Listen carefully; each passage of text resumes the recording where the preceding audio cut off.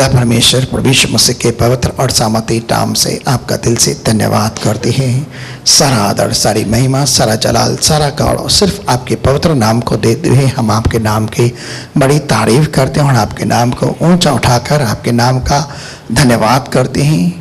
ये सारी स्तुति, आराधना, धन्यवाद की बेटे आपके नाम के प्रति अर्पित हो और तेरे द्वारा प्राप्त की गई कमाई का कुछ अंश दशवांश अर्पण और उठाने के बेटों के तौर हम आपके भवन में ले आए हैं। इन्हें तू पवित्र ठहरा, इन सब को ग्रहण कर, क्योंकि यह सब तेरा ही है पिता। और हमने तेरे ही हाथों के द्वारा इन्हें प्राप्त किया है और उसमें का कुछ अंश हम आपके घर के अंदर ले आए हैं पिता। हमारी बेटों को स्वीकार कर अपने वचन के अनुसार हमारे जीवनों से, हमारे घर परिवार से, हमारे कार्य व्यापार से, हमारे नौकरियों से हर एक उस बुराई को जो हमारे खिलाफ है, हमारे विरुद्ध में है, प्रभु यीशु मसीह के नाम से शैतान के हर एक उस कार्य को दूर हटाकर प्रभु हमारे शरीर को, जिसे हम जीवित पवित्र भावता हुआ बलिदान करके तुझे अर्पित करते हैं, और वो पवित्र आत्मा जो आपकी ओर से हमें मिली हुई संपूर्ण मन से हम आपके नाम की महिमा करते, सब कुछ अपना घर परिवार, बाल बच्चे, रक्षा सुरक्षा सब हम आपके अधीन सौंपते हैं कि यीशु मसीह के पाक पवित्र नाम से सिर्फ तेरी महिमा के लिए तो हम सबको आशीषित कर।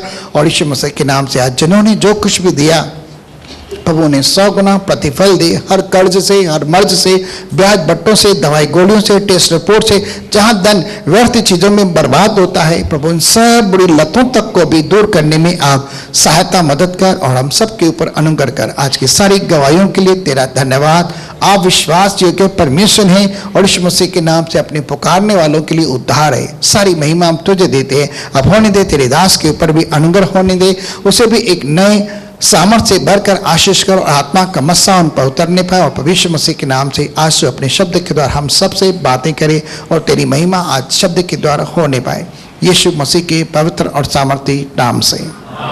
एक जोरदार ताली देंगे परमेश्वर के नाम की महिमा के लिए। और भाई कुमार तोलानी जी का परमेश्वर की वेदी पर हम स्वागत करते हैं।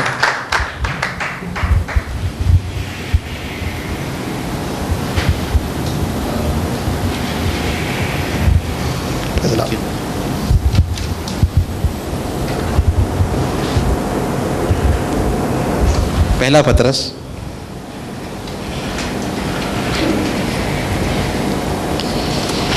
दूसरा अध्याय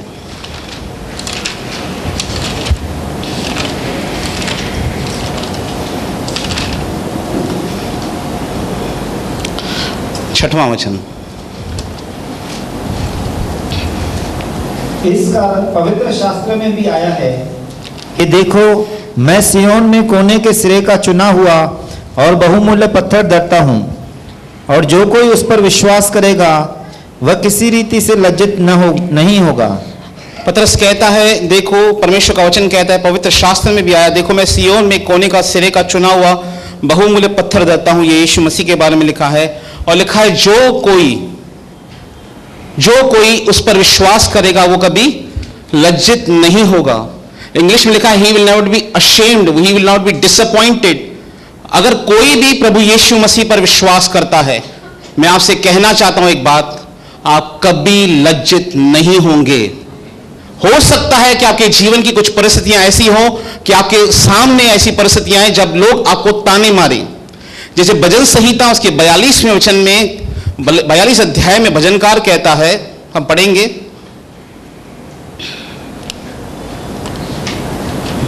विश्वास करना हम इस पर बहुत सुन चुके हैं।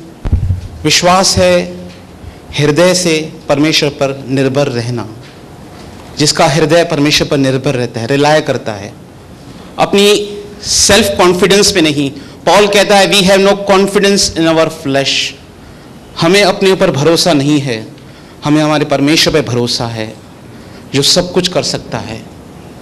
मैं कल एक संदेश सुन रहा था, विश्वास एक सरल है। जानते हैं, परमेश्वर ने अपने पास पहुंचने के लिए हमारे लिए कोई कठिन मार्ग नहीं रखा, एक सरल मार्ग रखा है। हमें उद्धार प्राप्त करने के लिए उसने केवल यह कहा कि तुम विश्वास करो मेरे पुत्र यीशु मसीह पर कि उसने तुम्हारे पापों का प्रायश्चित कर दिया है। अपने मुख से अंगीकार करो और हृदय से विश्वास करो, मैं तुम्हारे अपराधों को क्षमा करूंगा और अनंत जीवन दूंगा। परमेश्वर एक सरल व्यक्ति है। आप जानते हैं कि परमेश्वर एक सरल व्यक्ति है, वो कोई कठिन नहीं। लोगों ने इसे कॉम्प्लिकेटेड बना दिया है। मैं एक बार बेनिन की एक मीटिंग देख रहा था, वहां पर एक व्यक्ति आया था उस व्यक्ति के पिताजी को एक कबीले के व्यक्ति ने मार दिया था जब वो सुसमाचार सुनाने गया था। जिम एलियट करके एक मिशनरी था, उनके 3 दोस्त एक कबीले में इक्वाडोर में सुसमाचार सुनाने के लिए गए आज से 40 साल पहले, और उन कबीले जातियों ने उनको मार दिया, उन चारों को, क्योंकि वो उनकी भाषा समझते नहीं थे और उस समय वो लोग उग्र थे। उनमें से एक मिशनरी का बेटा, उसी मिशनरी का बेटा बड़ा होकर उसी इक्वाडोर देश में जहां पर उसके पिताजी को मारा गया था उसने सेवकाई की, और जिन्होंने उसको मारा था उसने उसे यीशु मसीह के बारे में बताया, उनको जीता। आज वहां पे वो सेवकाई करता है, और जिसने उसके पिताजी को मारा था आज वो उसके साथ संगति करता है। और जब वो बेनिहिन के पास आया तब उसने कहा, यीशु ने कहा मैं जीवन की रोटी हूं, पर आज के प्रचारकों ने उसे सैंडविच बना दिया है। परमेश्वर एक सरल है। मेरे कहने का तात्पर्य क्या है? परमेश्वर सरल है। मनुष्य ने उसे कॉम्प्लिकेटेड बना दिया है। वो बहुत ही सरल परमेश्वर है। उसने हमारे लिए एक सरल मार्ग खोला है, यीशु मसीह। उसने हमें कोई कठिन काम नहीं दिए। परमेश्वर कहता है मेरे धूप जलाने की कोई कठिन सेवा तुझसे मैंने नहीं कराई, पर तू फिर भी मुझसे उकता गया है। भजन संहिता 42 में भजनकार क्या कहता है?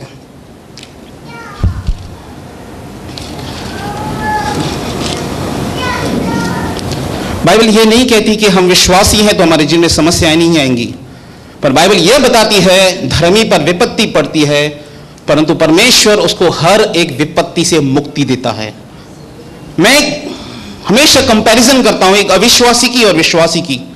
इस संसार के अविश्वासी के पास जब वो समस्या आती है उसे नहीं पता उसे क्या करना है, पर एक विश्वासी को पता है उसे क्या करना है।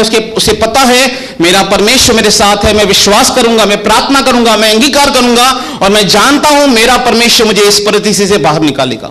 ये बड़ा फर्क है। आज संसार के लोगों के पास आशा नहीं है। मैं कल 5 नंबर में एक व्यक्ति के साथ बैठा हुआ था, तब उसने मुझसे कुछ कहा जो मेरी प्रार्थना का विषय है। उसने कहा 10 लोग हैं 5 नंबर में जिन्हें मैं जानता हूं। एक बड़ा धनी है, जिस वर्कशॉप को मैं रेंट पे लिया हुआ है उसका ओनर है, बहुत ही बड़ा मिलियनर है वो। मैं उसके पास गया ऐसे मिलने के लिए, मैं जैसे आपसे मिलने आया हूं, कैसे हैं आप, ऐसे हालचाल बता रहे थे, कामकाज की बातें कर रहे थे। उसने कहा यार एक बात में एक बात निकली। उसने कहा मैं 5 नंबर में ऐसे 10 लोगों को जानता हूं जिनके पास सब कुछ है, सब कुछ है, पर वो डिप्रेशन में है। जब उनके पास कुछ नहीं था वो सुखी थे, पर आज जिनके पास सब कुछ है फिर भी वो डिप्रेशन में है। आज संसार के पास आशा नहीं है, पर हमारे पास एक जीवित आशा है, हमारा परमेश्वर। भजन संहिता 42 में क्या कहता है भजनकार? 42:3 मेरे आंसू दिन और रात मेरा आहार हुए हैं, और लोग दिन भर मुझसे कहते रहते हैं तेरा परमेश्वर कहाँ है। मेरे आंसू दिन और राहत मेरा आहार हुए हैं। वो एक ऐसी कठिन परिस्थिति से जा रहा था भजनकार, और लोग उससे पूछे तेरा परमेश्वर कहाँ है? हाँ मैं वीर के संग जाया करता था, मैं जय जयकार और धन्यवाद के साथ उत्सव करने वाली भीड़ के बीच में परमेश्वर के भवन को धीरे धीरे जाया करता था। मैं कैसे पहले परमेश्वर के भवन में जाता था धन्यवाद करने के लिए। हाँ, यह सिमरन करके मेरा प्राण शोकित हो जाता है। मैं ये बातें सोचता हूं तो मेरा प्राण शोकित हो जाता है। भजनकार कहता है हे मेरे प्राण तू क्यों गिरा जाता है, हे मेरे प्राण तू क्यों गिरा जाता है। वो अपने आप से बातें कर रहा है, इसलिए अपने आप से बातें करना बहुत जरूरी है, क्योंकि जो हम बोलते हैं वो हमारे हृदय में जाता है। जब हम परमेश्वर का वचन मुंह से बोलते हैं वो हमारे हृदय में जाता है, और जब हम जैसे लिखा है मैंने विश्वास किया इसलिए मैंने बोला, ये अपने आप से बातें कर रहा है। बहुत बार आपको किसी व्यक्ति की जरूरत नहीं कि वो आपको आके इंकरेज करे, आपको खुद को इंकरेज करना पड़ेगा। आपको खुद स्मरण करना पड़ेगा कि मेरा परमेश्वर कौन है। जानते पास्टर सलीम खान आए थे हमारे यहां पर, उन्होंने एक बात कही थी। उन्होंने कहा था रोज अपने आप को इस बात को स्मरण कराओ कि आपका परमेश्वर कौन है। अपने आप को आपको यह स्मरण कराना पड़ेगा कि आपका परमेश्वर सब कुछ कर सकता है, क्योंकि विपत्ति के अंदर हम परमेश्वर को भूलना शुरू कर देते हैं। यशायाह 51 के अंदर परमेश्वर कहता है तू क्यों मुझे भूल जाता है, और शत्रु की जलजलाहट से दिन भर थरथराता रहता है। तू क्यों घबराता है परिस्थितियों से? परमेश्वर कहता है क्योंकि परमेश्वर जानता है जब परिस्थितियां हम पर हावी होती हैं हम परमेश्वर को भूलना शुरू करते हैं, हम वचन भूल जाते हैं। पर परमेश्वर हमें अपना वचन स्मरण दिलाता है, हमें अपनी बातें याद दिलाता है। और वो क्या कहता है? तू अंदर ही अंदर क्यों व्याकुल है? और तू अंदर ही अंदर क्यों व्याकुल है? परमेश्वर पर आशा लगाए रहे, क्योंकि मैं उसके दर्शन से उद्धार पाकर फिर उसका धन्यवाद करूंगा। क्योंकि मैं परमेश्वर पर आशा लगाए रहूंगा। आशा बहुत ही महत्वपूर्ण है। आशा वह चीज है जो परमेश्वर ने आपको कही है वो भविष्य में आपको देगा। और बाइबल कहती है आशा में आनंदित रहो। विश्वास क्या है? आशा की हुई वस्तुओं का निश्चय है कि परमेश्वर मेरे जीवन में काम करेगा। और यह व्यक्ति कहता है परमेश्वर पर आशा लगाए रहे। अगर आज आपके सामने ऐसी परिस्थितियां हैं, मैं नहीं जानता कि किसकी कैसी परिस्थितियां हैं, पर मैं जानता हूं हम सब कहीं ना कहीं संघर्ष करते हैं अपने मसीह जीवन के अंदर। पर परमेश्वर का वचन हमें यही स्मरण कराता है जो कोई उस पर विश्वास करेगा वह कभी लज्जित नहीं होगा। वरना परमेश्वर से लज्जा से बाहर निकालने वाला परमेश्वर है, वो हमेशा हमारी रक्षा करता है। वो क्या कहता है? क्योंकि मैं उसका दर्शन का उद्धार पाकर फिर उसका धन्यवाद करूंगा। एक विश्वासी की परीक्षा जानते हैं कब होती है? जब कठिन परिस्थितियां उस पर हावी हो, वो फिर भी परमेश्वर का धन्यवाद करना नहीं छोड़े। शैतान आपके सामने परिस्थितियां ऐसे लाएगा कि आप कुड़कुड़ाएं। कहां है परमेश्वर? कहां है परमेश्वर? कहां है प्रार्थना का असर? कहां है वचन का असर? जब अय्यूब की जीवन में समस्या आई, उसकी हेल्थ चली गई, उसकी वेल्थ चली गई, उसके बच्चे चले गए, वो कहता है परमेश्वर ने दिया, परमेश्वर ने लिया, परमेश्वर का नाम धन्य है। हर परिस्थिति में वो परमेश्वर का धन्यवाद करता था। आपके लिए स्ट्रॉन्गेस्ट टेम्पटेशन बताएं कौन सी है? आपके लिए सबसे एक कठिन प्रलोभन जानते हैं कौन सा है? कि आप परिस्थिति में आकर जैसा शैतान कहता है वैसा कन्फेस करना शुरू करिए। किधर हो रहा है काम? किधर हो रही प्रार्थना? किथे दी प्रार्थना असर करे? किथे वचन तो असर करे? शैतान आपको डिसीव करना चाहता है। शैतान का एक काम है, यीशु मसीह ने कहा वह झूठा है, झूठ का पिता है। और तीमुथियुस की पुस्तक में लिखा है हमारी जो लड़ाई है वो विश्वास की लड़ाई है। किसके साथ? शैतान के झूठों के साथ हमारी लड़ाई है। क्योंकि हम विश्वास पर अडिग हैं कि परमेश्वर ने कहा है वो जरूर करेगा। और मैं अपने जीवन में गवाह हूं परमेश्वर का कि परमेश्वर ने मुझे बार बार बचाया है। बार बार फाइनेंशियल परिस्थितियों में कहो, स्पिरिचुअल परिस्थिति में कहो या मानसिक परिस्थिति में कहो, परमेश्वर ने मुझे बार बार बचाया है। और कठिन से कठिन बातों से परमेश्वर ने मुझे बाहर निकाला है। मैं आपको एक व्यक्ति की ओर लेके जाऊंगा जिसके लिए जीवन में समस्या आई। यशायाह की पुस्तक 36वां अध्याय, इसे हम पूरा पढ़ना पड़ेगा। कितने लोग यशायाह की पुस्तक पढ़ चुके हैं? कितने लोग नहीं पढ़ चुके हैं? तो आपके लिए पढ़ने का मौका है।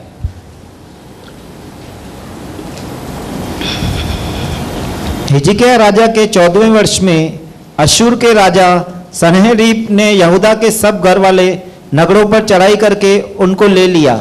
एक राजा है हिजकिय्याह, परमेश्वर का विश्वासी है। और अश्शूर का राजा, अश्शूर आज की तारीख में सीरिया है। यह यहूदा का राजा है। और यहूदा से पहले इजराइल और यहूदा दोनों साथ थे। जैसे इंडिया और पाकिस्तान आज से 70-75 साल पहले एक थे, बाद में अलग हुए, वैसे ही इजराइल और यहूदा उस समय अलग हुए। और अश्शूर ने, सीरिया ने, इस राजा ने इजराइल को पूरी तरह से हरा दिया, उसे खंडर बना दिया। और वो अब उसके भाई के घर में आ रहा है, यहूदा के घर में, जहां पर हिजकिय्याह राजा तैनात है, नियुक्त किया गया है राजा। और राजा उसके पास एक संदेश भेजता है। कल्पना कर सकते हैं, जिसने हमारे पड़ोसी मुल्क को पूरी तरह से तबाह कर दिया, अब वो हमारे पास आया है। वो एक संदेश भेजता है। और अश्शूर के राजा ने रबशाके को बड़ी सेना देकर लाकीश से यरूशलेम के पास हिजकिय्याह राजा के विरुद्ध भेज दिया। हिजकिय्याह राजा के विरुद्ध भेज दिया। हाँ। और वह उत्तरी पोखरे की नाली के पास धोबियों के खेत की सड़क पर जाकर खड़ा हुआ। तब हिल्किय्याह का पुत्र एल्याकीम जो राजघराने के काम पर नियुक्त था, और शेबन जो मंत्री था, और आसाप का पुत्र योहा जो इतिहास का लेखक था, ये तीनों उससे मिलने को बाहर निकल गए। ये तीन व्यक्ति आते हैं, हिजकिय्याह ने उसको भेजा है कि दुश्मन से जाके बातें करो, क्योंकि हिजकिय्याह ने पूरे इजराइल का सोना, आप इतिहास की पुस्तक में पढ़ सकते हैं, पूरे इजराइल का सोना, परमेश्वर के भवन की चांदी, दीवार में लगी हुई चांदी, सारा सोना अशूर को दे दिया था कि मुझ पे अटैक मत करो। एक फिरौती के समान उसने उसके पैसे दे दिए, मुझ पे अटैक मत करो।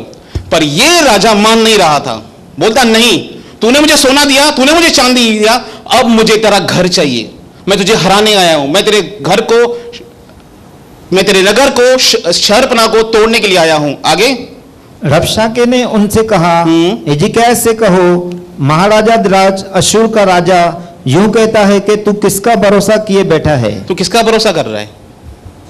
किस पे ट्रस्ट कर रहा है? शैतान का हमेशा हमारे माइंड में एक सवाल, किस पे विश्वास कर रहा है? लिखा है, तुम में से कोई जन पाप के छल में आकर कठोर न हो जाए, इब्रानी इसमें लिखा है। जानते हैं पाप का छल क्या होता है? पाप का छल हुआ उत्पत्ति में, जहां पे शैतान हवा को कहता है तुम निश्चय नहीं मरोगे। शैतान का प्राइम टारगेट मालूम है कौन सा है? आपके अंदर जो वचन है परमेश्वर का, उसके प्रति आपके अंदर क्वेश्चन मार्क को लेकर आना। तू किसका भरोसा कर रहा है? तेरी परिस्थिति देखी है? तूने अपने पड़ोसी मिल को देखा है? मैंने उसे हरा दिया है, तू उसके सामने एकदम छोटा है। वो 10 गोत्र थे, ये 2 गोत्र थे, उसको मैं हरा कर आया हूं। और वो उससे सवाल करता है, तू किसका भरोसा कर रहा है? तू ट्रस्ट कर रहा है परमेश्वर पर? तुझे लगता है परमेश्वर तुझे बचाएगा? तू किसका भरोसा कर रहा है? मेरा कहना है कि क्या मुंह से बातें बनाना ही युद्ध के लिए पराक्रम और युक्ति है? तू खाली बातें करेगा कि युद्ध भी करेगा? खाली बातें करें? हम बहुत बार परमेश्वर के वचन को बोलते हैं और शैतान बोलता है तू खाली बोल रहा है, क्या हो रहा है?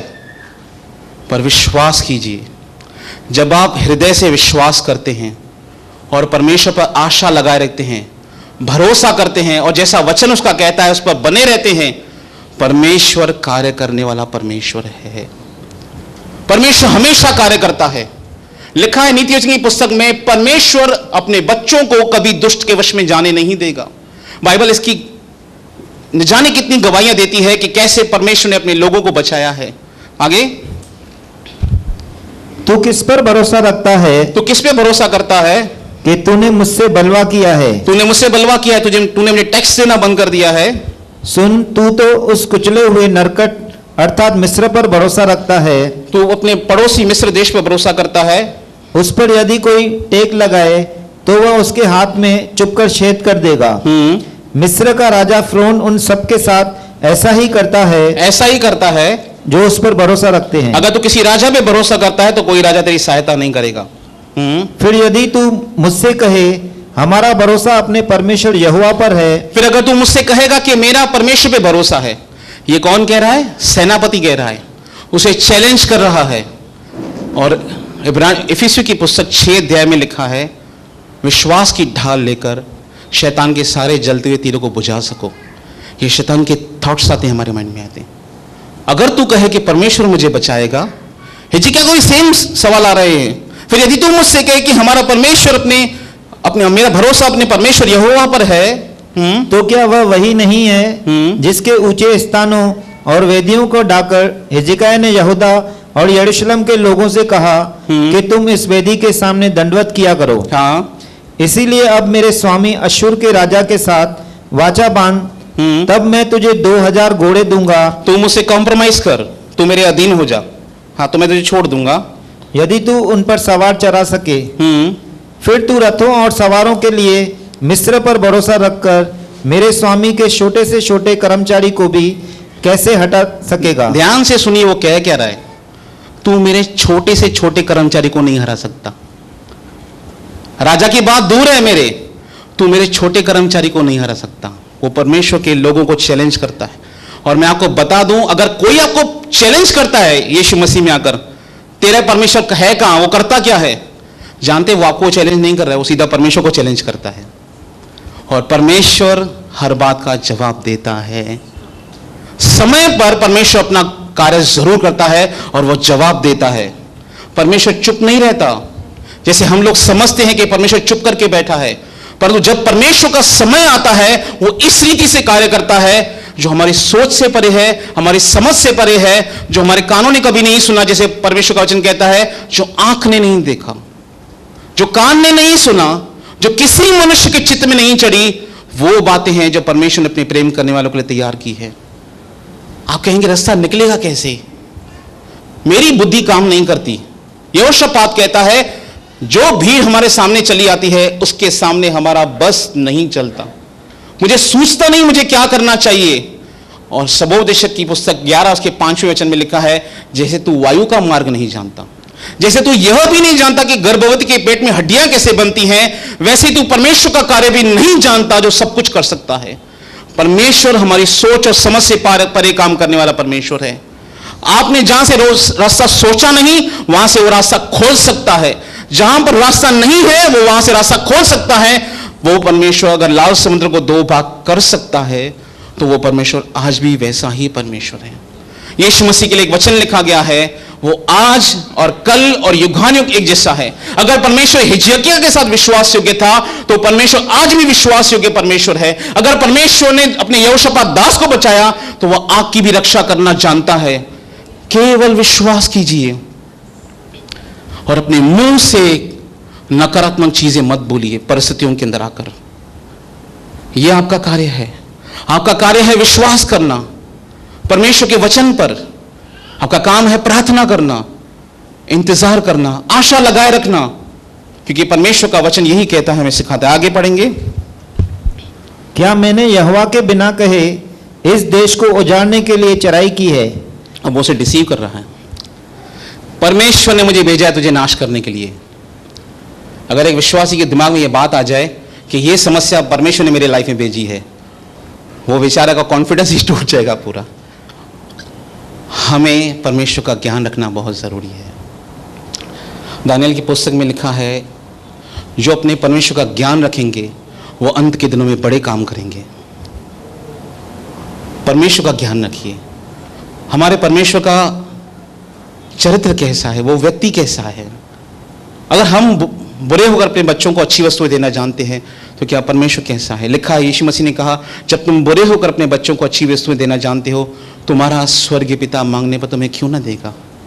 वो एक भला पिता है, अच्छा पिता है। आगे, यहोवा ने मुझसे कहा है, परमेश्वर ने मुझसे कहा है। वो उसको परमेश्वर के नाम से डिसीव कर रहा है। परमेश्वर ने मुझे भेजा है तुझे नुकसान पहुंचाने के लिए। आगे, उस देश पर चराई करके उसे उजाड़ दे। उसे उजाड़ दे। हाँ, तब एल्याकीम, शेबना और योआब ने रबाशाके से कहा, अपने दासों से अरामी भाषा में बात कर। वो कहते हैं हमें सीरियन लैंग्वेज में बात कर, हिब्रू लैंग्वेज में बात मत कर। क्यों? क्योंकि हम उसे समझते हैं। हम उसे समझते हैं, सीरिया की लैंग्वेज में बात कर। क्यों ऐसा कह रहे थे वो लोग, कर्मचारी लोग? हमसे यहूदी भाषा में शहरपना पर बैठे हुए लोगों के सुनते बातें न कर। ये जो लोग सुन रहे हैं इनके सामने बातें मत करो प्लीज। अपनी लैंग्वेज में बात करो। हमको तो आपकी लैंग्वेज समझ में आती है। ये इसको बहुत ही कठिन बात कहता है। आगे, रबशाके ने कहा, क्या मेरे स्वामी ने मुझे तेरे स्वामी ही के या तुम्हारे ही पास ये बातें कहने को भेजा है? क्या उसने मुझे उन लोगों के पास नहीं भेजा जो शहरपना पर बैठे हैं, जिन्हें तुम्हारे संग अपनी निष्ठा खाना और अपना मूत्र पीना पड़ेगा? वो कहता है तुम सबको ऐसी निंदा के दिन देखने पड़ेंगे, तुमको अपनी विष्ठा खानी पड़ेगी। विष्ठा समझते हैं क्या कहते हैं? विष्ठा को कहते हैं लैट्रिन। तुमको अपनी विष्ठा खानी पड़ेगी, तुमको अपना मूत्र पीना पड़ेगा। ऐसा वर्ताव हम तुम्हारे साथ करने वाले हैं। और ये मजाक नहीं करा था उसे, ये मजाक नहीं करा था। उसने अशूर ने इजराइल को बुरी रीति से हराया था, पूरा खंडर बना दिया था।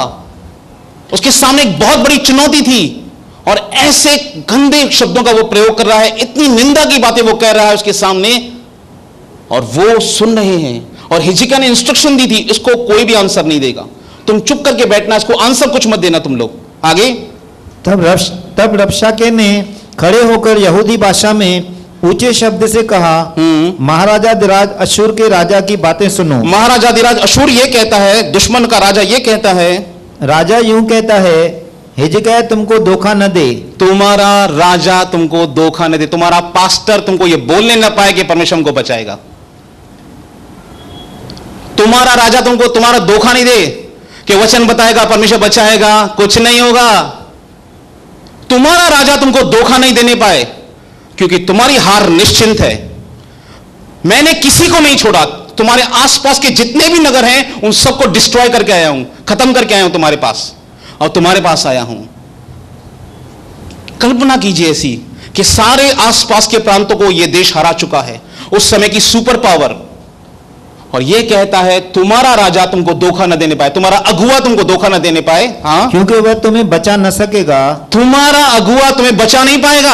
आगे, ऐसा न हो कि हिजकिय्याह तुमसे यह कहकर बुलवा दे कि यहोवा निश्चय हमको बचाएगा, कहीं ऐसा ना हो कि तुम्हारा अगुआ तुमसे कहे कि परमेश्वर में बचाएगा।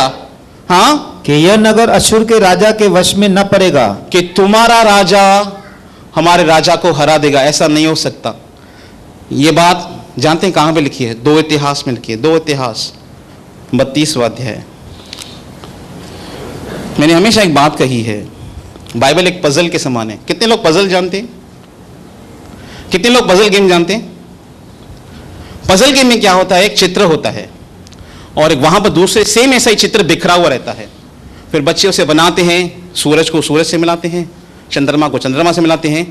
बाइबल ऐसी ही लिखी गई है, आपको जोड़ना पड़ेगा। ये वाक्य बाइबल में 3 बार लिखा गया है हिजकिय्याह का। 2 राजा 20 अध्याय, 2 इतिहास 32 अध्याय।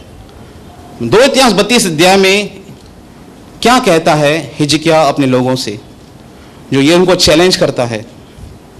7 और 8 पढ़िए। हिजकिय्याह ने क्या कहा था अपने लोगों से? कि हियाव बांधो। हिजकिय्याह ने कहा हिम्मत बांधो, और हिम्मत बहुत जरूरी है। सचमुच शैतान का सामना करना तो हिम्मत रखनी पड़ेगी। लिखा है परमेश्वर के अधीन हो जाओ और शैतान का सामना करो, वो तुम्हारे सामने से भाग निकलेगा। हियाव रखिए, हिम्मत रखिए। परमेश्वर का वचन हमेशा एक बार कहेगा, हिम्मत रख।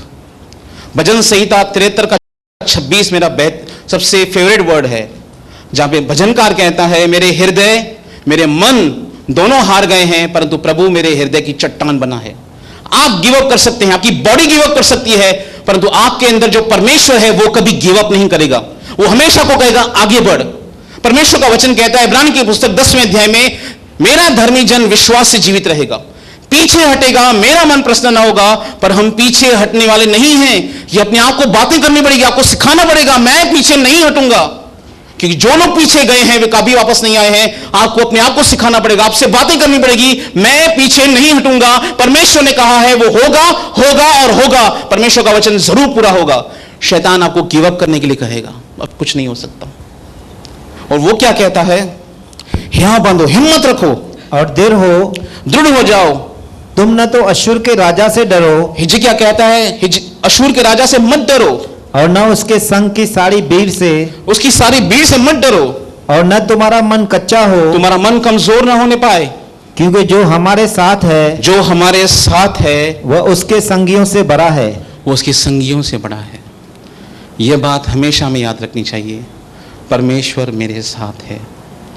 हमेशा इस बात को स्मरण करना है। जानते हैं बाइबल क्यों लिखी गई है? कितने लोग बाइबल पढ़ते हैं? जरा हाथ अच्छे से ऊपर कीजिए। कितने लोग नहीं पढ़ते हैं? रोमियो की पुस्तक 15वां अध्याय, क्यों बाइबल लिखी गई?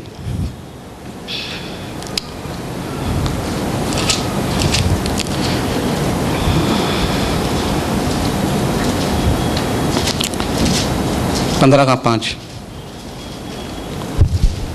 और धीरज और शांति का दाता परमेश्वर तुम्हें यह वरदान दे कि मसीह यीशु के अनुसार आपस में एक मन रहो। 4 जितनी बातें पहले से लिखी गई, जितनी बातें बाइबल में लिखी गई हैं, कितनी लिखी गई हैं? कितनी? पहले से लिखी गई, जितनी, सारी मतलब जितनी लिखी गई हैं, वे हमारी ही शिक्षा के लिए लिखी गई है। किसके लिए लिखी गई है? हमारे लिए लिखी गई हैं, कि हम धीरज और पवित्र शास्त्र की शांति के द्वारा, हम धीरज और पवित्र शास्त्र के प्रोत्साहन के द्वारा आशा रखें। आशा रखें। जब आप बाइबल पढ़ते हैं, बाइबल आपको प्रोत्साहित करती है और आपको आशा रखने में मदद करती है। जब आप दानियल के विषय में पढ़ते हैं, परमेश्वर आपसे बात करता है, अगर मैं दानियल के साथ ऐसा कार्य कर सकता हूं तो मैं तुम्हारे साथ भी कर सकता हूं। अगर मैं यूसुफ के जीवन को उसके मकसद तक पहुंचा सकता हूं तो मैं तुम्हारे साथ भी कर सकता हूं। अगर मैंने दाऊद की सहायता की गोलियत को हराने के लिए, मैं तुम्हारी भी सहायता कर सकता हूं। यह पवित्र शास्त्र को पढ़ना बहुत ही महत्वपूर्ण है। परमेश्वर यहोशू से कहता है, दिन और रात इसी में मनन करते रहे, ताकि जो काम तू करे तू उसमें सफल होगा और तू एक प्रभावशाली व्यक्ति बनेगा। आपका फोकस कहां पर होना चाहिए? परमेश्वर के वचन पर। परमेश्वर का वचन क्या कहता है? क्योंकि अल्टीमेटली परमेश्वर का वचन कहता है, घास सूख जाती है, फूल मुरझा जाता है, यहोवा का वचन सर्वदा बना रहेगा। एक चीज नहीं बदलेगी, वो परमेश्वर का वचन नहीं बदलेगा। एक परमेश्वर नहीं बदलेगा, एक परमेश्वर का वचन नहीं बदलेगा। इसीलिए प्रतिदिन पवित्र शास्त्र का अध्ययन करें। अपनी कठिनाई के समय में उन लोगों को पढ़ें जिनको परमेश्वर ने कठिनाइयों से बाहर निकाला, और वो कहता है जो हमारे साथ है वो उनसे बढ़कर है। फिर से आएंगे 2 इतिहास 32 अध्याय में 7 और 8।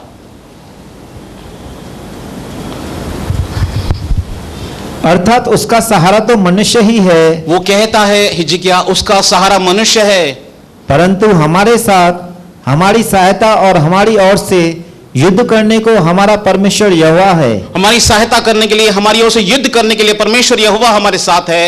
इसीलिए प्रजा के लोग यहूदा के राजा हिजकिय्याह की बातों पर भरोसा किए रहे। सारी प्रजा हिजकिय्याह पर विश्वास करने लगी। नहीं, सचमुच परमेश्वर का वचन हमें हमेशा बचाता आया है, अभी बचाएगा।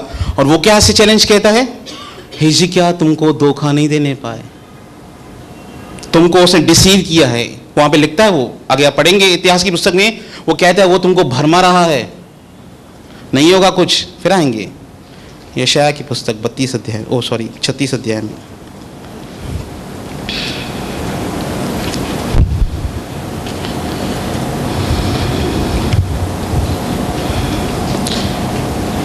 पंद्रह से 16 से पढ़ेंगे। हिजकिय्याह की मत सुनो, वो कहता है सेनापति शत्रु का, हिजकिय्याह की मत सुनो। वो हमेशा शत्रु आपको कहेगा वचन की मत सुनो, बाइबल की मत सुनो, प्रचारकों को मत सुनो जो तुम्हें इनकरेज करते हैं, प्रोत्साहित करते हैं। परिस्थिति गंभीर है, तुम परिस्थिति का समझ नहीं पा रहे हो, तुम गंभीर कितनी है ये परिस्थिति तुम्हारी। हमारे लिए गंभीर हो सकती है, परंतु परमेश्वर के लिए गंभीर नहीं है। हमारे लिए समस्या कठिन हो सकती है, परमेश्वर के लिए कठिन नहीं है। आगे पढ़ें। अश्शूर का राजा कहता है, भेंट बेचकर मुझे प्रसन्न करो, भेंट देकर मुझे प्रसन्न करो। वो कहता है और मेरे पास निकल आओ, तब तुम अपनी अपनी दाखलता और अंजीर के वृक्ष के फल खा पाओगे और अपने अपने कुंड का पानी पिया करोगे। तुमको अपने कुंड का पानी पीना पड़ेगा जब मुझे टैक्स दोगे। तो जब तक मैं आकर तुमको ऐसे देश में न ले आऊं जो तुम्हारे देश के समान अनाज और नए दाख मधु का देश और रोटी और दाग की बाड़ियों का देश है। देखिए शत्रु कैसे बहका रहा है, तुमको ये देश से निकाल के दूसरे देश में लेके जाऊंगा, वहां पे सब ब्लेसिंग्स हैं। आगे, ऐसा ना हो कि हिजकिय्याह यह कहकर तुमको बहकाए, ऐसा ना हो कि हिजकिय्याह यह कहकर तुमको बहकाए कि यहोवा हमको बचाएगा, प्रभु हमको बचाएगा। ऐसा नहीं होगा। क्या और जातियों के देवताओं ने अपने अपने देश को अश्शूर के राजा के हाथ से बचाया है? जितनी भी जातियों को हम हरा कर आए हैं, उसके देवता ने उनको बचाया? नहीं बचाया। जितनी भी जातियों को हम हरा कर आए ना, उनका देवता उनको नहीं बचा पाया। तुम्हारा देवता कैसे बचाएगा? इसने सीधा डायरेक्ट परमेश्वर को चैलेंज कर दिया। अगर आपको समझना है परमेश्वर की निंदा क्या होती है, तो परमेश्वर की तुलना किसी के साथ भी करना परमेश्वर की निंदा है। और इसने सारे देवताओं के साथ परमेश्वर की तुलना कर दी, क्योंकि परमेश्वर पवित्र है। बाइबल बताती है उसकी कोई तुलना नहीं, किसी के साथ उसकी तुलना नहीं की जा सकती। और ये सारे ईश्वरों देवताओं के साथ परमेश्वर की तुलना करता है रबाश के। और क्या कहता है? हमात और अर्पाद के देवता कहाँ रहे? हरमात और अपार का देवता कहाँ रहा? सपवेम के देवता कहाँ रहे? सपरवेम का देवता कहाँ रहा? क्या उन्होंने शोमरोन को मेरे हाथ से बचाया? क्या इजराइल मेरे हाथ से बच पाया? नहीं बच पाया। देश देश के देवताओं में से ऐसा कौन है जिसने अपने देश को मेरे हाथ से बचाया हो? देश देश के सब देवताओं में से कौन है जिसने अपने देश को मेरे हाथ से बचाया हो? चैलेंज कर रहा है। फिर क्या यहोवा यरूशलेम को मेरे हाथ से बचाएगा? मतलब तुम कहते हो परमेश्वर तुमको बचा लेगा? किसी को कोई नहीं बचा पाया, तुम्हारा परमेश्वर तुमको बचा लेगा। वो उनको खुला चैलेंज कर रहा है, उनके मन में संदेह डालने की कोशिश कर रहा है, तुम हार जाओगे मेरे साथ, मैं एक सुपर पावर हूं। पर आगे क्या होता है? परंतु वे चुप रहे और उसके उत्तर में एक बात भी न कही। उसके एक उत्तर में एक भी बात नहीं कही उन्होंने, क्योंकि राजा की ऐसी आज्ञा थी कि उसको उत्तर न देना। उसको उत्तर नहीं देना। तब उन्होंने क्या किया? आप पूरा वाक्य घर पे पढ़ सकते हैं, 37 की 14 से 20 तक पढ़ेंगे। हिजकिय्याह यशायाह के पास जाता है, उसका संगी विश्वासी था, एक भविष्यवक्ता था यशायाह, और ये दोनों मिलकर प्रार्थना करते हैं परमेश्वर से। और ये प्रार्थना करते हैं 14 से लेकर 20 तक। हम हिजकिय्याह की प्रार्थना को सुनेंगे। जब कुछ भी समझ में नहीं आए, प्रार्थना करें, रास्ता जरूर निकलेगा। भजन संहिता में लिखा है, अगर रात को रोना पड़े सुबह को आनंद आएगा। ये बहुत बार विश्वासियों के जीवन में हो चुका है। आपके साथ नहीं हुआ, शायद आपको इसका एक्सपीरियंस नहीं हो, पर बहुत सारे लोगों के साथ ऐसा हुआ है। उन्होंने रात को आंसुओं के साथ प्रार्थना की है और सुबह परमेश्वर आंसर लेकर आया उनकी लाइफ के अंदर। ये मेरे साथ हो चुका है। जब मेरा फ्लैट जो बैंक में गिरवी था, और जब मैं DRT court, direct recovery tribunal court fort के अंदर खड़ा था, और उस जज ने कहा 20 लाख रुपए भरो तब तुम्हारे केस की सुनवाई करेंगे। मैंने कहा लोन है 10 लाख का, 20 लाख भरूं उसके बाद तुम सुनवाई करोगे। और उसने कहा, कोर्ट बैंक को कहा आप अपनी कार्रवाई कर सकते हैं। मेरे घर के बाहर 13A 13B के नोटिस चिपकाए गए थे। Symbolic position, physical position bank लेने वाली थी।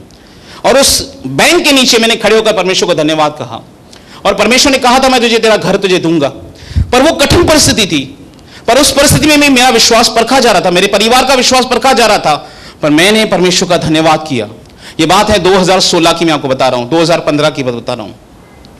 मैं केस हार गया डायरेक्ट रिकवरी ट्रिब्यूनल कोर्ट के अंदर। अगर किसको बैंकिंग का नॉलेज हो तो, सामने इतनी बड़ी बैंक थी, प्रभा देवी के पीछे सारस्वत बैंक है मुंबई के अंदर, सिद्धिविनायक मंदिर के पीछे ऐसी बड़ी बैंक है। जब मैं उसके पास बात करने जाता था, उनके सीईओ से बात करने जाता था, मुझे बहुत डर लगता था कि इनसे बातें क्या करूं। इतने हाई प्रोफाइल के लोग, मैं उसको कहूं क्या, उनको जवाब क्या दूं। पैसे हो तो भी ना, साथ में पैसे भी होने चाहिए ना। सामने पैसे भी नहीं थे उस समय मेरे पास, पर परमेश्वर बचाते आया, बचाते आया, बचाते आया।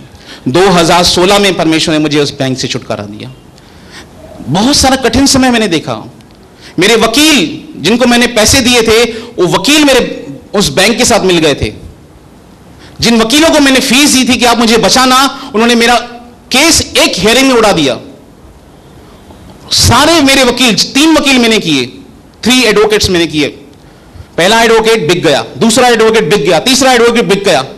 कोई मेरे साथ नहीं था परमेश्वर के सिवा। तिमुथियस कहता है, पौलुस कहता है तिमुथियस की पुस्तक में, मेरे पहले प्रतिवाद में किसी ने मेरा साथ नहीं दिया।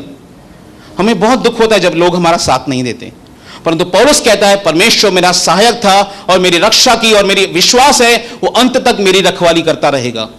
कोई साथ दे न दे, परमेश्वर साथ जरूर देगा। मनुष्य साथ दे न दे, परमेश्वर साथ जरूर देगा। ह्यूमन लिमिटेशंस हैं, परमेश्वर की लिमिटेशंस नहीं है। ये केवल कोरी बातें नहीं बता रहे हम आपको, हमारे जीवन में घटित बातें हैं। हम लाइफ की समस्याओं से निकलकर यहां पर आए हैं। मैं या कोई और भी यहां पे खड़ा होकर प्रचार करता है, हम अपने अनुभव से भी बातें करते हैं। ये कहता है तुम्हारा परमेश्वर तुमको नहीं बचाएगा। करो जितनी प्रार्थना करनी है करो। आगे 14 से पढ़ते हैं। इस पत्री को हिजकिय्याह ने दूतों के हाथ से लेकर पढ़ा। तब उसने यहोवा के भवन में जाकर उस पत्री को यहोवा के सामने फैला दिया। उसने जाके उस लेटर को, जो उसका लेटर था धमकी का, वो परमेश्वर के भवन में लेके गया। लेटर को परमेश्वर दे के उसने लेटर भेजा हमारे पास। आगे, और यहोवा से यह प्रार्थना की, परमेश्वर से प्रार्थना की, हे सेनाओं के यहोवा, हे प्रभु सेनाओं के यहोवा। हे उस दिन भाई पूछे थे प्रार्थना क्या है। प्रार्थना सहायता मांगना भी है। सच में ये सहायता मांगना है, हेल्पलेसनेस है। प्रभु मैं कुछ नहीं कर सकता, मुझे आपकी सहायता की जरूरत है, और परमेश्वर अलौकिक सहायता भेजेगा। आप प्रार्थना का इस्तेमाल कीजिए, घुटनों पर आइए। अन्य भाषा का वरदान है, अन्य भाषा का वरदान का इस्तेमाल कीजिए और परमेश्वर की अलौकिक शक्ति को इस्तेमाल होते हुए देखिए। प्रार्थना के उस शस्त्र को इस्तेमाल कीजिए, घुटनों पर आइए। अन्य भाषा का वरदान है, अन्य भाषा का वरदान इस्तेमाल कीजिए और अलौकिक शक्तियों को कार्य करते हुए देखिए अपने जीवन के अंदर। अपने विश्वास की उन्नति को देखिए, परमेश्वर के महान कार्य को देखिए जब आप प्रार्थना करेंगे। ये प्रार्थना करता है। आगे, हे सेनाओं के यहोवा, हे परमेश्वर, हे करूबों पर विराजमान इज़राइल के परमेश्वर, पृथ्वी के सब राज्यों के ऊपर केवल तू ही परमेश्वर है। परमेश्वर केवल तू ही परमेश्वर है। आकाश और पृथ्वी को तू ही ने बनाया है। आकाश और पृथ्वी को परमेश्वर तू ही ने बनाया है। हे यहोवा, कान लगाकर सुन, यहोवा आंख खोलकर देख और सन्हेरीब के सब वचनों को सुन ले, जिसने जीवित परमेश्वर की निंदा करने को लिख भेजा है। परमेश्वर वो राजा तेरी निंदा कर रहा है। आगे, हे यहोवा, सच तो यह है कि अश्शूर के राजाओं ने सब जातियों के देशों को उजाड़ा है। सच है परमेश्वर, इस व्यक्ति ने सारे देशों को उजाड़ दिया है और उनके देवताओं को आग में झोंका है। उसके देवताओं को भी उसने आग में झोंक दिया है परमेश्वर, क्योंकि वे ईश्वर न थे। वो ईश्वर नहीं थे, वो मनुष्य की कारीगरी थे। वे केवल मनुष्यों की कारीगरी, काट और पत्थर ही थे, इस कारण वे उनको नाश कर सके। वे इस कारण उसको नाश कर पाए। हाँ, अब हे हमारे परमेश्वर यहोवा, हे हमारे परमेश्वर यहोवा, तू हमें उसके हाथ से बचा। परमेश्वर हमारी रक्षा कर, वो प्रार्थना कर रहा है, जिससे पृथ्वी के राज्य राज्य के लोग जान ले के केवल तू ही यहोवा है। तू ही परमेश्वर है। और परमेश्वर आंसर देता है यशायाह के द्वारा। हम पूरा नहीं पढ़ेंगे, 33 से लेके आखिरी तक पढ़ेंगे, आप पढ़ सकते घर पे जाकर इसको। इसीलिए यहोवा अश्शूर के राजा के विषय में यूं कहता है, इसीलिए परमेश्वर अश्शूर के राजा के विषय में यूं कहता है कि वह इस नगर में प्रवेश करने, वह इस नगर में प्रवेश करने, वरन इस पर एक तीर भी मारने न पाएगा। कितना? एक तीर। कितना तीर? एक तीर। वो क्या कहता है? तू छोटे से छोटे कर्मचारी का सामना नहीं कर पाएगा। और परमेश्वर चैलेंज करता है, तू एक तीर चला के दिखा इस पे। परमेश्वर रक्षक है। आगे, और न वह डाल लेकर इसके सामने आने या इसके विरुद्ध दमदमा बांधने पाएगा। जिस मार्ग से वह आया है उसी से वह लौट भी जाएगा। जिस मार्ग से वह आया है उसी से लौट जाएगा, परमेश्वर कहता है। और इस नगर में प्रवेश न करने पाएगा। वो इस नगर में नहीं आएगा। यहोवा की यही वाणी है। परमेश्वर की यही वाणी हिजकिय्याह के पास आई। आगे, क्योंकि मैं अपने निमित्त और अपने दास दाऊद के निमित्त इस नगर की रक्षा करके उसे बचाऊंगा। अगर परमेश्वर दाऊद को स्मरण करके उस समय के लोगों को बचा सकता है, तो परमेश्वर यीशु मसीह को स्मरण करके क्या कुछ नहीं कर सकता है। अगर परमेश्वर दाऊद को स्मरण करके बचा सकता है, तो उस क्रूस पर चढ़ाए हुए यीशु मसीह जिसने हमारे पापों का प्रायश्चित किया है, उसको स्मरण करके वो हमारे लिए क्या कुछ नहीं कर सकता है, सब कुछ कर सकता है हमारे लिए। आगे, तब यहोवा के दूत ने निकलकर अश्शूरियों की छावनी में 1,85,000 पुरुषों को मारा। एक स्वर्गदूत उतरा परमेश्वर का, 1,85,000 लोगों को मार दिया। इतनी बड़ी बड़ी बातें, इतनी बड़ी बड़ी बातें, और एक स्वर्गदूत उतरा उसका, और उसने सारी परिस्थिति को सामान्य कर दिया। बहुत बार समस्या बहुत बड़ी लगती है, पर परमेश्वर की नजर की देखनी चाहिए समाधान है। परमेश्वर ऐसे निकालेगा, आपको लगेगा इतना आसान निकाल दिया प्रभु आपने रास्ता। भजन संहिता में लिखा है, दाऊद कहता है, जब प्रभु हमको सियोन में लेकर आया तब हम स्वप्न देखने वाले जैसे ठहरे। ऐसे लगता है जैसे ये सपना है, जिंदगी ऐसे लग रही है जैसे सपना। इतनी कठिन परिस्थिति प्रभु ने निकाल दिया, ऐसे लगता है ये सपना है मेरे लाइफ के लिए। सचमुच ये सपना जैसे लगता है। 2003 में जब मैं यीशु मसीह के पास आया, और आज मैं अगर इस बात को देखता हूं तो एक जैसे सपने जैसा लगता है। कैसे वो कठिन जीवन से परमेश्वर ने मुझे बाहर निकाल दिया। एक दूत ने 1,85,000 लोगों को मारा। आगे, और भोर को जब लोग सवेरे उठे तब क्या देखा कि लोथ ही लोथ पड़ी है, शवें ही शवें पड़ी हैं। तब अश्शूर का राजा सन्हेरीब चल दिया, उसका राजा भी चल दिया। उसने देखा मेरी सारी सेना मर गई है, अब मैं क्या करूं। और लौटकर निनवे में रहने लगा। हाँ, वहां वह अपने देवता निस्रोक के मंदिर में दंडवत कर रहा वो था अपने देवताओं को दंडवत कर रहा था राजा। हाँ, कि इतने में उसके पुत्र अदरम्मेलेक और शेरसेन ने उसको तलवार से मारा। उसके पुत्रों ने उसका घात कर दिया। अमेरिका में एक व्यक्ति ने परमेश्वर को चैलेंज किया था, और इतना चैलेंज किया परमेश्वर को, आज भी उसकी कब्र है उस व्यक्ति की। और कुछ ऐसा कहा था, मुझे एग्जैक्टली शब्द याद नहीं परमेश्वर के लिए उसने क्या कहा। नास्तिक व्यक्ति था, उसने परमेश्वर को चैलेंज किया था। आज भी उस व्यक्ति की कब्र पर असंख्य सांप आज भी रहते हैं। उसने कुछ परमेश्वर को चैलेंज किया था इस विषय में, अगर तू परमेश्वर है ना, करके दिखा ऐसा। और आज भी उसकी कब्र पर, आप यूट्यूब में जाके सर्च कर सकते हैं, आज भी उसकी कब्र पर असंख्य सांप रहते हैं, जिसने परमेश्वर को चैलेंज किया था। परमेश्वर को चुनौती देना आसान नहीं है। बहुत बार जब शैतान आपको चुनौती देता है, वो आपको चुनौती नहीं देता, वो परमेश्वर को चुनौती देता है। क्यों? क्योंकि मेरी पहचान कौन है? मेरी पहचान कौन है? प्रभु यीशु मसीह है। कुमार तोलानी बपतिस्मा में यीशु मसीह के साथ मर गया है। अब जो मसीह है, अब जो जीवित है, वो यीशु मसीह का नई सृष्टि है।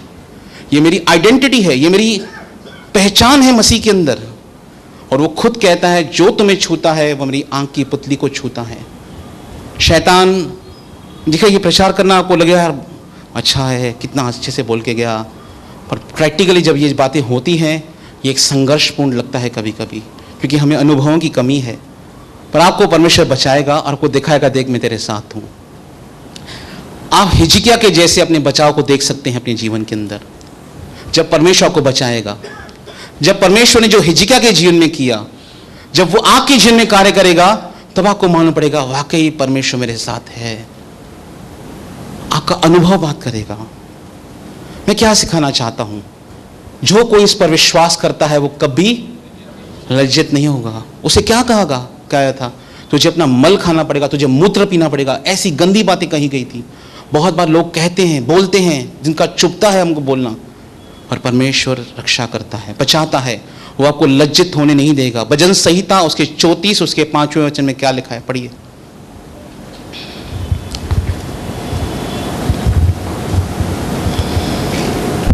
जिन्होंने उसकी ओर दृष्टि की, जिन्होंने परमेश्वर की ओर दृष्टि की, उन्होंने ज्योति पाई। उन्होंने ज्योति पाई। जिन्होंने परमेश्वर की ओर दृष्टि की, अपनी आंखें परमेश्वर की ओर करें। हाँ, और उनका मुंह कभी काला न होने पाया। उनका मुंह कभी काला ना होने पाया। शैतान को अपनी लाइफ में एंट्री मत दीजिए अपनी नेगेटिव कन्फेशंस के द्वारा। ये आपके ऊपर है। ये काम परमेश्वर आपके जीवन में नहीं करेगा, ये आपको खुद करना पड़ेगा।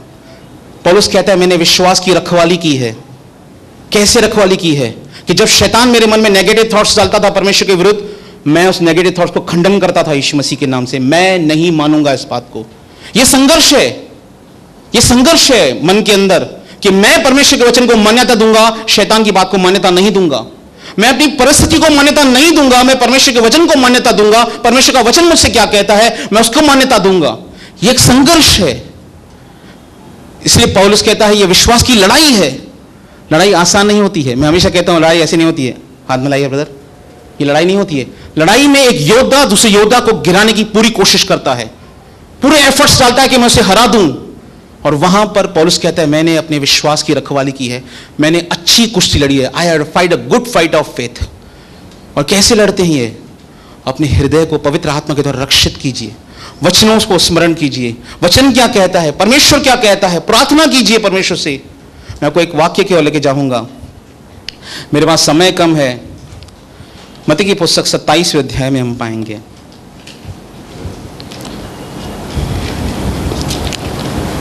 जब यीशु मसीह क्रूस पर मर रहे थे हमारे लिए, तब एक व्यक्ति ने यीशु मसीह को क्या कहा था, सुनिए। मत्ती 27 अध्याय 41, 42 और 43, 43।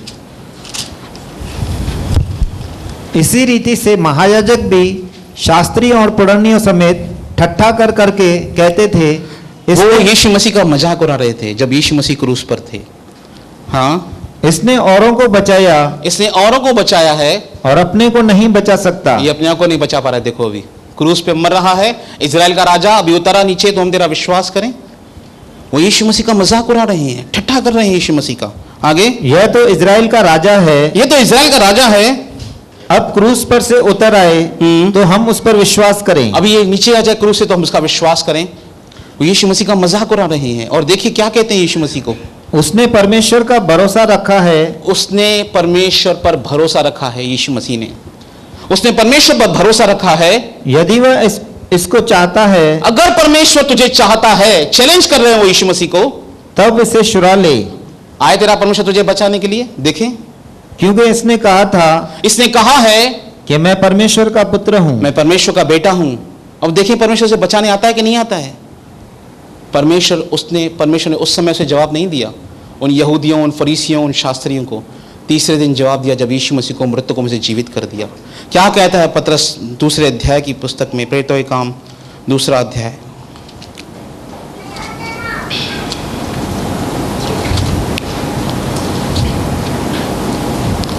आखिरी 2-3 वर्ड्स हैं।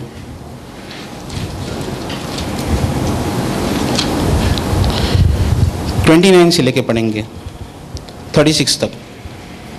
हे भाइयों, पतरस प्रचार करता है और यहूदियों से कहता है, हे भाइयों, मैं उस कुलपति दाऊद के विषय में तुमसे साहस के साथ कह सकता हूँ कि वह तो मर गया और गाड़ा भी गया और उसकी कब्र आज तक हमारे यहाँ वर्तमान है। सो भविष्यवक्ता होकर और यह जानकर के परमेश्वर ने मुझसे शपथ खाई है कि मैं तेरे वंश में से एक व्यक्ति को तेरे सिंहासन पर बैठाऊंगा। हाँ, उसने होनहार को पहले ही से देखकर मसीह के जी उठने के विषय में भविष्यवाणी की। पतरस कहता है यहूदियों से, उसने होनहार को देखकर मसीह के जी उठने की भविष्यवाणी की के विषय में भविष्यवाणी की है कि न तो उसका प्राण अधरलोक में छोड़ा गया और न उसकी देह सड़ने पाई। इसी यीशु को परमेश्वर ने जिलाया। इसी यीशु को परमेश्वर ने जिलाया जिसकी तुम निंदा करते हो। जिस व्यक्ति के लिए तुम कहते थे अगर परमेश्वर उसको चाहता है तो उसको बचाए, इसी व्यक्ति को परमेश्वर ने जिलाया जिसके हम सब गवाह हैं। जिसके हम सब गवाह हैं। आगे, इस प्रकार परमेश्वर के दाहिने हाथ से सर्वोच्च पद पाया। इस तरह से उसने परमेश्वर से सर्वोच्च पद प्राप्त किया और पिता से वह पवित्र आत्मा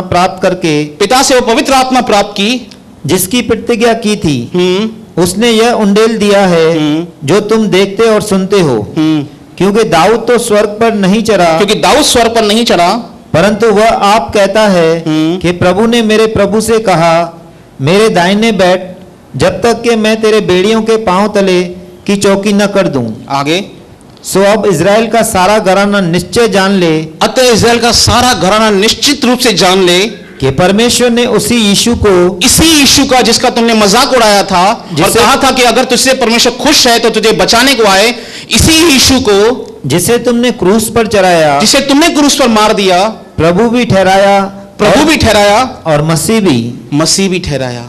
फिलिपियों में पौलुस कहता है 2 उसके 12वें वचन में, परमेश्वर ने उसे वो नाम दिया जो सब नामों में महान है, कि जो स्वर्ग में हैं, जो पृथ्वी पर हैं और जो पृथ्वी के नीचे हैं, वो सब यीशु मसीह के नाम से घुटने टेके।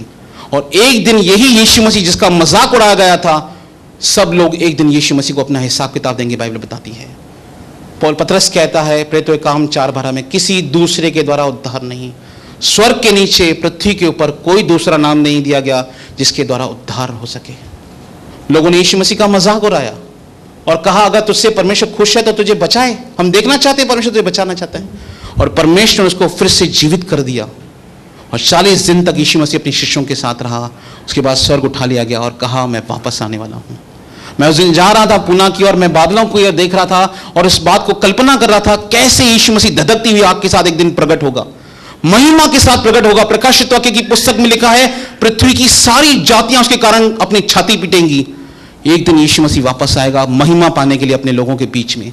जिसका मजाक उड़ाया गया था, जिसको ये कहा गया था कि देखे तेरे को परमेश्वर बचाता है कि नहीं बचाता, उसी यीशु को परमेश्वर ने मसीह और उद्धारकर्ता करके नियुक्त किया और सारी प्रधानताएं अधिकार यीशु के अधीन किए गए और वो कलीसिया को दे दिया, हमें दे दिया ताकि हमें सर सिद्ध कर दे। मेरे कहने का तात्पर्य यही है, जिससे पतरस कहता है जो कोई उस पर विश्वास करेगा वो कभी लज्जित नहीं होगा।